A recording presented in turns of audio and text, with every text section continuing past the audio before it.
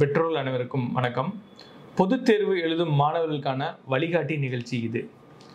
மாணவர்களுக்கு பொதுத் தேர்வுனாலே பயம். அந்த பயத்திலிருந்து தெளிவுபடுத்துறதுக்கு தான் நம்ம கூட பேச வந்திருக்கிறாரு doctor R Bhaskar Sethupathi sir. வணக்கம் சார். வணக்கம். நல்லா இருக்கீங்களா சார்? நல்லா இருக்கிறேன். சொல்லுங்க சார். பேசலாம் சார். ஆக்சுவலாக பள்ளிகள் தேர்வை கொண்டாடலாம் அப்படின்னு சொல்லி சொல்கிறாங்க ஆக்சுவலாக.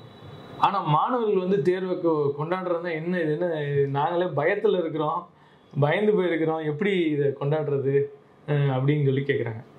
அப்போது தேர்வை கொண்டாடுவதுன்னா என்ன சார்? தேர்வை கொண்டாடுதல் அப்படிங்கிறத சரியாக புரிஞ்சுக்கலைன்னா இன்னும் கோபம் தான் வரும். ஏன்னா ஒரு மாணவர்களை பொறுத்த மட்டுக்கும் பொது தேர்வு அப்படின்னாலே ஒரு பயம், நீங்கள் சொன்ன மாதிரி வருது. எடுத்தோடனே பயம், அப்புறம் ஒரு குழப்பம், அப்புறம் அதில் ஒரு எரிச்சல், அதெல்லாம் வரும் படிக்கும்போது. எல்லாருக்கும் இல்லை, பெரும்பாலான மாணவர்கள் ஒரு ஏதோ ஒரு வகையில் ஒரு உணர்ச்சி வருது. அது எல்லா நேரத்துலையும் ஜாலியாக இருக்கிறது இல்லை. நீங்கள் சொன்ன மாதிரி மாணவர்கள் மட்டும் இல்லை, ஆசிரியர்களுக்கும் கவலை தான் வந்துடுது, பெற்றோர்களுக்கும் கவலை வந்துடுது. அப்போ ஆசிரியர்களும் பயப்படவும் செய்கிறாங்க, பெற்றோர்களும் பயப்படுறாங்க. இது மாணவர்களோட போடுறது இல்லை. பொது தேர்வு எழுதுகிற மாணவர்களை தாண்டி அதோட நெருங்கிய தொடர்புள்ள பெற்றோர்களுக்கும் ஆசிரியர்களுக்கும் இது வந்துருது. அப்ப அவங்களையும் போய் நீங்க கொண்டாடுங்கள்னு சில பேர் சொல்றாங்க. அப்படி கொண்டாடுங்கள் சொன்ன உடனே இந்த கேள்வி உங்களுக்கு தோணி இருக்கணும். கொண்டாடுங்கள்னா என்ன? பொதுவா கொண்டாடுங்கள் அப்படின்னா இப்போ ஒரு பண்டிகையை கொண்டாடுறது, ஒரு திருவிழாவை கொண்டாடுறது. என்ன அது? எப்படி கொண்டாடுறாங்க? கொண்டாடுறதுல என்ன சொல்லுங்க, எப்படி கொண்டாடுவீங்க நீங்க ஒரு விழாவை? இப்போ பொங்கல் வருது, எப்படி கொண்டாடுவீங்க? கரும்பு வாங்குறோம், புது ட்ரெஸ் வாங்குறோம், பொங்கல் வைக்கிறோம், பக்கத்து வீட்டுக்கெல்லாம் கொடுக்குறோம். அது மாதிரி இப்போ தீபாவளி எந்த பண்டிகையா இருந்தாலும் அதை கொண்டாடுங்கள்னா இவ்வளவு இது மாதிரி. அப்போ ஒரு மாணவனுக்கோ மாணவிக்கோ பொதுவா பெற்றோருக்கோ கொண்டாடுங்கள்னா என்ன தோணும்? இதுன்னு தான் தோணும்.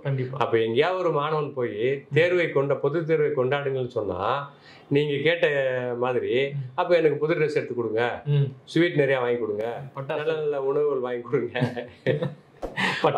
பட்டாசு போட்டு தேர்வு கிளம்பலாம் காலையில அப்படி நீங்க கேட்க வர்றீங்க. அது நகைச்சுவை உணர்வா இருந்து நீங்க கேட்டாலும் இதுல ஆழமான பொருள்ல ஒரு கேள்விதான். ஏன்னா கொண்டாடுங்கள் அப்படிங்கிறது எதுக்கு சொல்றாங்கன்னா, கொண்டாட்டமான மனநிலையில இருக்கணும் அப்படிங்கிற அர்த்தத்துலதான் அவங்க சொல்றாங்க. அந்த பொருள் பட நேரடியா பொருள் கொண்டோம்னா அது நகைச்சுவையா தான் போயிடும். ஆக்சுவலா கொண்டாட முடியாது. மேலோட்டமா பார்த்தா கொண்டாட்டமான மனநிலையில இருக்கலாம். ஏன்னா ஸ்வீட் எடு, சாப்பிடு, அது மாதிரி நல்லா இனிப்பு செஞ்சு கொடுக்கலாம். என்ன, தேர்வுக்கு போகும்போது நல்லா இனிப்பு சாப்பிட்டு போகணும்னா கொடுக்கலாம். அந்த கொண்டாட்டமான மனநிலை அப்படின்னா அவங்க பயப்படக்கூடாது, தைரியமா இருக்கணும், கொஞ்சம் மகிழ்ச்சி, அதாவது ஜாலியான ஒரு மனப்பான்மையோடு இருக்கணும்.